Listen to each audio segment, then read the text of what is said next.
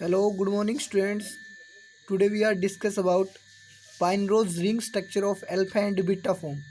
जो हमने अपने ग्लूकोज की रिंग स्ट्रक्चर पढ़ी थी, जिसमें अपना जो एल्डिहाइड ग्रुप का OH ग्रुप और फिफ्थ कार्बन का मतलब OH ग्रुप इन्वॉल्व था ना चैन बनाने के लिए।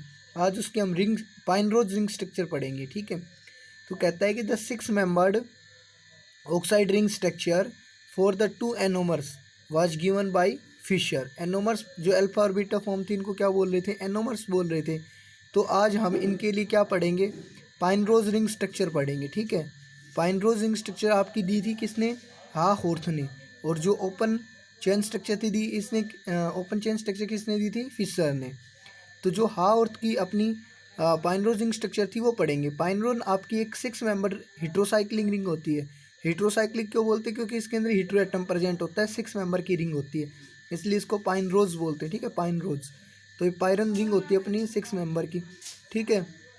ये अपना फर्स्ट कार्बन है। फर्स्ट कार्बन के जो राइट साइड में होते हैं उनको डाउनवर्ड्स दिखाएंगे। तो फर्स्ट कार्बन के OH राइट साइड में होता है तो इसको डाउनवर्ड दिखाया, H को ऊपर की तरफ दिखाया।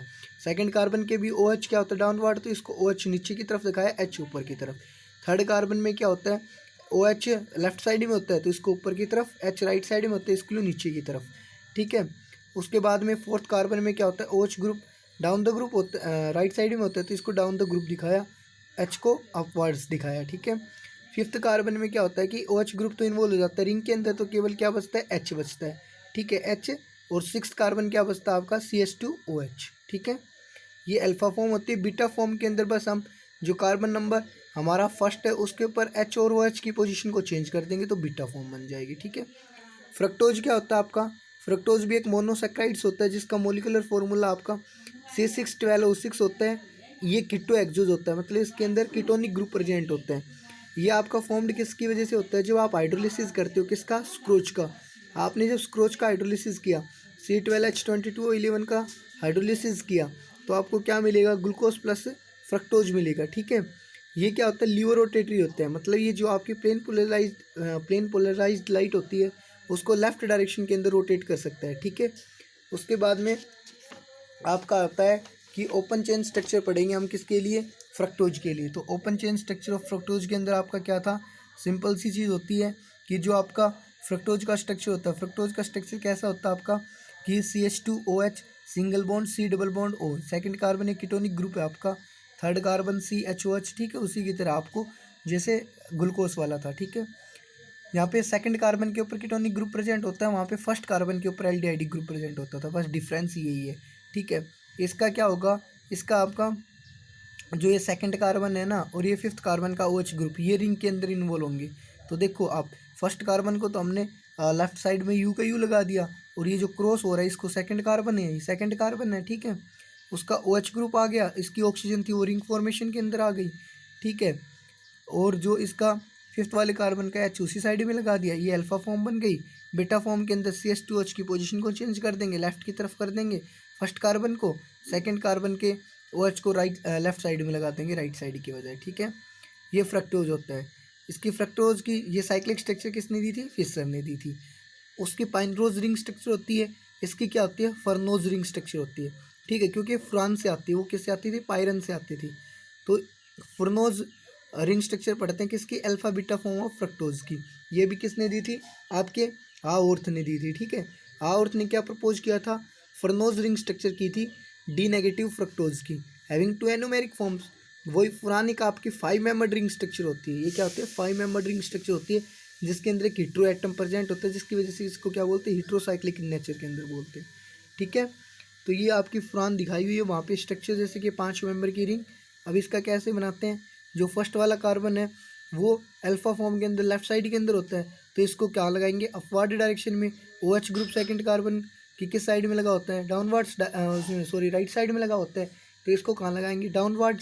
फर्स्ट कार्बन ऊपर वाला हो गया, ये फर्स्ट कार्बन हो गया, ये क्रॉस के ये सेकंड कार्बन हो गया।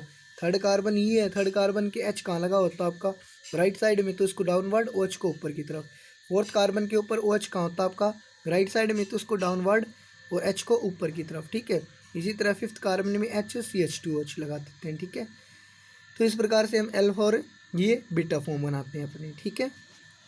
उसके बाद में आते हैं आपके डाइसैक्राइड्स। डाइसैक्राइड्स क्या होते हैं? ये आपके बने होते हैं 2 मॉलिक्यूल ऑफ मोनोसैक्राइड से, ठीक है। डाई मतलब 2, इसके अंदर 2 मोनोसैक्राइड्स की यूनिट आपकी ज्वाइन होती हैं, ठीक है। वो सेम भी हो सकती हैं या डिफरेंट भी हो सकती हैं। They are linked. जो आपकी मोनोसैक्राइड्स की यूनिट होती हैं वो ग्लाइकोसाइडिक लिंकेज से लिंक होती हैं, मतलब जुड़ी हुई होती हैं, ठीक है। Which are found by the release of a molecule of water. जब इनका लिंकेज होता है तो किसका रिलीज होता है? एक वाटर मोलिक्यूल का रिलीज होता है। एग्जाम्पल क्या होते हैं? माल्टोज हो गया, सुक्रोज हो गया, लैक्टोज हो गया।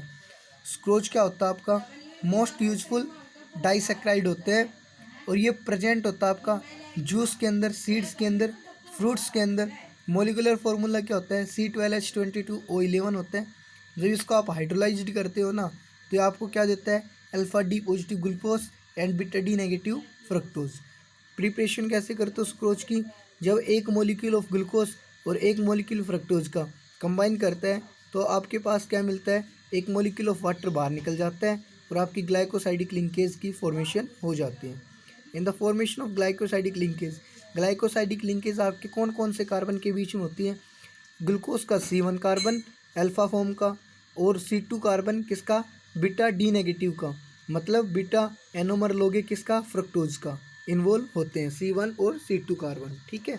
C1 ग्लूकोज का और C2 आपके फ्रक्टोज का, उसकी अल्फा फॉर्म ग्लूकोज की, उसकी बीटा फॉर्म। तो अल्फा डी पॉजिटिव ग्लूकोज होता है, ये उसकी पाइनरोज रिंग स्ट्रक्चर होती है। नीचे की तरफ OH ग्रुप लगा होता है ना पहले कार्बन के, तो H इसका और उसका क्या लगा होता है? बीटा डी नेगेटिव फ्रक्टोज के अंदर, बीटा फॉर्म फ्रक्टोज के अंदर क्या लगा होता है?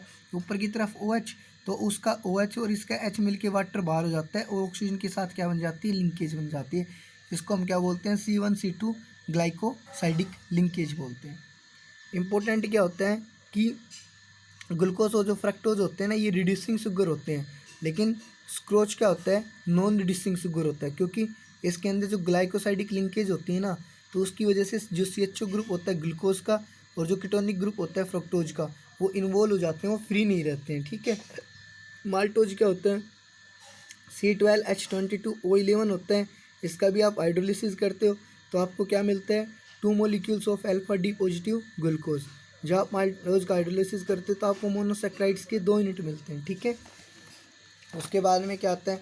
स्ट्रक्चर ऑफ माल्टोज की बात की जाए आपकी तो क्या होता है? स्ट्रक्चर ऑफ माल्टोज के अंदर एक अल्फा डी पॉजिटिव ग्लूकोज होता है, दोनों अल्फा डी पॉजिटिव ग्लूकोज की यूनिट होती है माल्टोज के अंदर, सॉरी। लिंकेज कौन सी होती है? C1 से C4 लिंकेज। एक तो ये फर्स्ट कार्बन था, उसका फोर्थ कार्बन, दोनों का OH ग्रुप इन्वॉल्व होएगा, एक वाटर मोलिक्यूल H2 बाहर निकल जाएगा और एक ऑक्सीजन, इन दोनों के बीच में क्या बना देगा? लिंकेज बना देगा, ठीक है। Thank you, have a nice day.